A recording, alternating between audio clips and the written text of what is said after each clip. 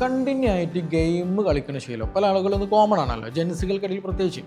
ഇത് നല്ലൊരു ശീലമല്ല ആക്ച്വലി. കാരണം ഇത് കണ്ടിന്യൂ ആയിട്ട് നമ്മൾ ചെയ്തുകൊണ്ടിരിക്കുമ്പോൾ ഒന്ന് നമ്മുടെ കണ്ണിൽ നല്ല സ്ട്രെയിൻ കൊടുക്കേണ്ടി വരും, അപ്പോൾ നല്ല ഹെഡേക്ക് വരാൻ തുടങ്ങും. അതേപോലെ തന്നെ പ്രോപ്പറായി നമുക്ക് സ്ലീപ്പ് കിട്ടില്ല, ഉറക്കം നഷ്ടപ്പെടുന്ന അവസ്ഥ വരും, മെൻ്റൽ സ്ട്രെസ്സ് കിട്ടും. അതേപോലെ ഫോക്കസിങ്, നമുക്കൊരു മറ്റൊരു വിഷയത്തിൽ ഫോക്കസ് ചെയ്യാനുള്ളൊരു മൈൻഡ് ഫ്രീ ആകുന്ന കണ്ടീഷൻ പോലും നമുക്ക് ലഭിക്കില്ല എന്നുള്ളത്. അതേപോലെ തന്നെ ഒബേസിറ്റി വരും, പൊണ്ണത്തടി നല്ല രീതിയിൽ കൂടും. കാരണം വേറെ കായിക അധ്വാനങ്ങളോ കാര്യങ്ങളൊന്നും ഇല്ലാത്തത് കൊണ്ട് പൊണ്ണത്തടി ഉണ്ടാകാൻ സാധ്യത വളരെ കൂടുതലാണ്. ഈവൻ ഫുഡും ചിലപ്പോൾ നമ്മൾ ജങ്ക് ഫുഡ് അതിന് കൂടെ കഴിക്കുന്നുണ്ടായിരിക്കും, ഗെയിം കളിക്കുന്നതിന് കൂടെ തന്നെ.